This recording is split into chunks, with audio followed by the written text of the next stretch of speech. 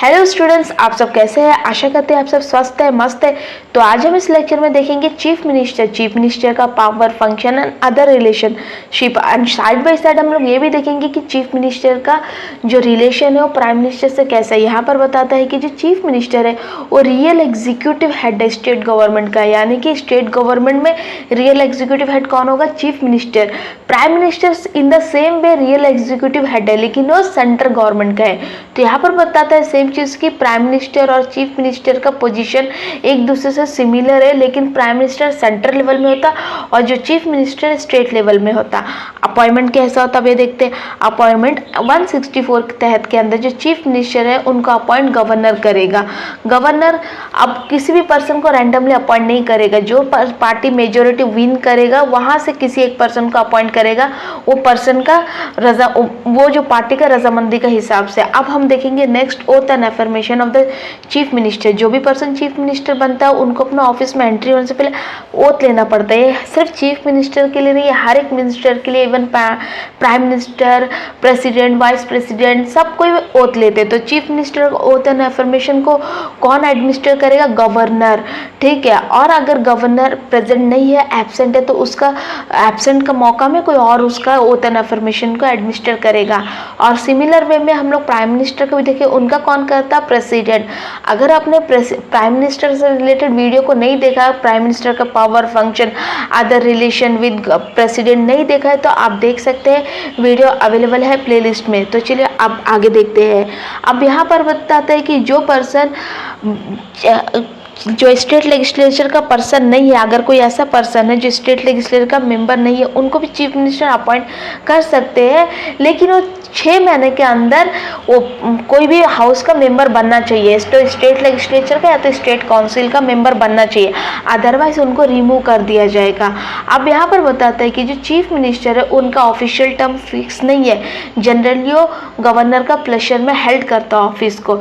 इसका मतलब ये नहीं कि गवर्नर कभी भी उसको रिमूव करे, एज लॉन्ग एज वो मेजोरिटी पावर को विन करेगा चीफ मिनिस्टर, उनको कोई भी रिमूव नहीं कर सकता ऑफिस से जब तक उनके पास मेजोरिटी पावर है, ठीक है।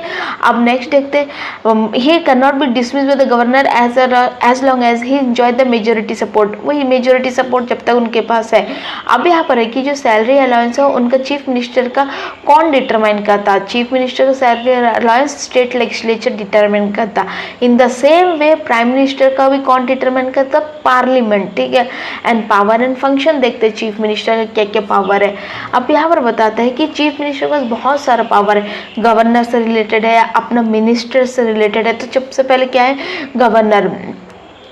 अब ये बताता है कि गवर्नर सिर्फ वही पर्सन को as a council of minister या तो मिनिस्टर अपॉइंट करेगा जिनको चीफ मिनिस्टर रिकमेंड करेगा। चीफ मिनिस्टर को लगता है अगर ये पर्सन मेरे लिए सुइटेबल है as a council of minister appoint करने के लिए, और वो गवर्नर को रिकमेंड करेगा कि आप इसको अपॉइंट करें, तो गवर्नर अपॉइंट करेगा।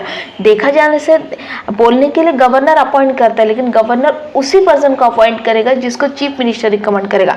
तो फर्स्ट पावर ये है। सेकंड पावर क्या है? जितना भी पोर्टफोलियो क्या है? इंपॉर्टेंट मिनिस्ट्रीज है, जैसे कि railway ministries, education ministry, forest ministry, education ministry, बहुत सारे ऐसे मिनिस्ट्री, ऐसा पोर्टफोलियो इसको। तो ये पोर्टफोलियो को रीशफल कर सकता है। रीशफल करने का मतलब है कि मान लीजिए इस साल में एजुकेशन मिनिस्ट्री जो भी पर्सन होगा, नेक्स्ट ईयर में उनको एजुकेशन मिनिस्ट्री से हटा के कोई और मिनिस्ट्री बना देगा। मान लीजिए उनको forest ministry, water resource ministry, कोई भी मिनिस्ट्री बना देगा। तो यानी कि वो एलोकेट कर सकता है, रीशफल भी कर सकता पोर्टफोलियो। और ये कभी भी कोई भी वक्त कोई भी मिनिस्टर को ये बोल सकता है कि आप ऑफिस से रिजाइन कर दीजिए, उस रेजिग्नेशन का मांग कर सकता है। अगर एक चीफ मिनिस्टर को ऐसा लगता है कि पर्टिकुलर जो मिनिस्टर है अपना जो रेस्पॉन्सिबिलिटी ठीक से नहीं निभा रहा है, एट दैट टाइम में वो गवर्नर को रिकमेंड करेगा कि आप ये पर्सन को रिमूव कर दो, या फिर वो पर्टिकुलर मिनिस्टर को बोलेगा कि आप रिमूव हो जाओ, आप रिजाइन कर दो, ठीक है। अब यहाँ पर बताते हैं कि नेक्स्ट की जो चीफ मिनिस्टर है वो कोई भी मीटिंग को प्रिसाइड करेगा, मतलब मीटिंग का ऐसे चेयरमैन बट के बैठेगा और मीटिंग का जितना भी डिसीजन को इन्फ्लुएंस करेगा, ठीक है। और next he guide, direct, control and coordinate the activities of minister, यानी कि गाइड करेगा, डायरेक्ट करेगा, कंट्रोल करेगा एंड कोऑर्डिनेट करेगा मिनिस्ट्री का जितने भी मिनिस्टर्स हैं उनका सारा एक्टिविटीज़ को। एंड अदर पावर क्या है देखिए, अब यहाँ पर बताता है कि जो चीफ मिनिस्टर है ये principal channel of communication between governor and other ministry. एक देखिए एक सीएम है, बीच में सीएम होगा, यहाँ में गवर्नर होगा, तो यहाँ पर मिनिस्टर्स होगा, बाकी मिनिस्टर, तो बीच में चीफ मिनिस्टर होगा। Chief minister principal channel of communication between the governor and other ministries, ठीक है। अब स्टेट लेजिस्लेचर का हिसाब से चीफ मिनिस्टर का क्या क्या पावर है देखते हैं। State advise the governor with regard to summoning and progression of the session of the state legislature, यानी कि वो गवर्नर को रिकमेंड कर सकता है, एडवाइस कर सकता है चीफ मिनिस्टर की कि अभी जो स्टेट लेजिस्लेचर का सेशन को बुलाना यानी समनिंग करना, और प्रोरोगिंग यानी कि अभी डिसॉल्व कर दो, डिसॉल्व नहीं मतलब खत्म कर दो, अभी जो असेंबली चल रहा है, मान लीजिए मीटिंग चल रहा है, जो असेंबली चल रहा है स्टेट लेजिस्लेचर का, उनको खत्म कर दो। अब यहाँ पर डिसॉल्यूशन एक डिफरेंट टर्म है। डिसॉल्यूशन का मतलब है कि स्टेट असेंबली को डिसॉल्व कर देना। ये जो चीफ मिनिस्टर है कभी भी गवर्नर को रिकमेंड कर सकता है कि आप स्टेट असेंबली को डिसॉल्व कर दो।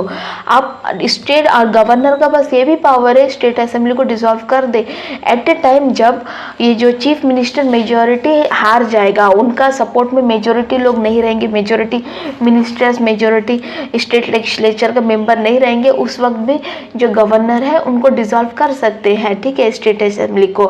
अब यहाँ पर ये बताते हैं कि नेक्स्ट जो चीफ मिनिस्टर है वही जितना भी गवर्नमेंट पॉलिसीज इनिशिएट किया गया, जितने भी पॉलिसीज लाया गया, ये सारे पार्लियामेंट नहीं, यहाँ पर स्टेट लेजिस्लेचर में रखेगा। He announce the government policies on the floor of the house, यानी कि हाउस में जितने भी गवर्नमेंट पॉलिसीज कौन रखेगा, सामने लाने वाला इंसान कौन होगा, ये चीफ मिनिस्टर होगा। अब next very important council of minister है। ये जो काउंसिल ऑफ मिनिस्टर है ये इनको जो कौन हेड करेगा, chief minister. Council of minister around 15% of the total strength of legislative assembly होता, ठीक है, तो इनको हेड करने वाला चीफ मिनिस्टर होता है। और ये जगह ये council of minister plus chief minister is a real executive authority. ये रियल एग्जीक्यूटिव अथॉरिटी है, political administrative system of state में रियल एग्जीक्यूटिव अथॉरिटी है, ठीक है। आर्टिकल 163 एंड 164 किससे डील करता, काउंसिल ऑफ मिनिस्टर से डील करता है स्टेट में।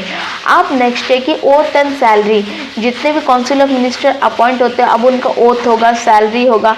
Office the oath of the office and secrecy is administered by the governor. देखिए काउंसिल ऑफ मिनिस्टर का भी जो ओथ एंड एफर्मेशन है वो कौन एडमिनिस्टर करता, गवर्नर।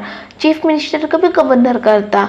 अगर मान लीजिए गवर्नर कोई भी टाइम में एब्सेंट है या तो present he, at that time में कौन करेगा इनका एडमिनिस्ट्रेशन, ओथ एंड एफर्मेशन, ये कोई और पर्सन जिसको गवर्नर में भी नॉमिनेट कर जाएगा। एंड अदर पावर क्या है, जो फॉर सैलरी एंड अलाउंस है, ये जो chief minister other council of minister इनको भी इसको भी स्टेट लेजिस्लेचर ही डिटरमाइन करेगा फ्रॉम टाइम टू टाइम। तो इस लेक्चर में इतना ही था चीफ मिनिस्टर से रिलेटेड। नेक्स्ट लेक्चर में हम देखेंगे स्टेट लेजिस्लेचर क्या है, स्टेट लेजिस्लेचर का फंक्शन क्या है, चीफ मिनिस्टर का क्या रोल है स्टेट लेजिस्लेचर में, और स्टेट लेजिस्लेचर कौन सा सेंस में पार्लियामेंट का सिमिलर है।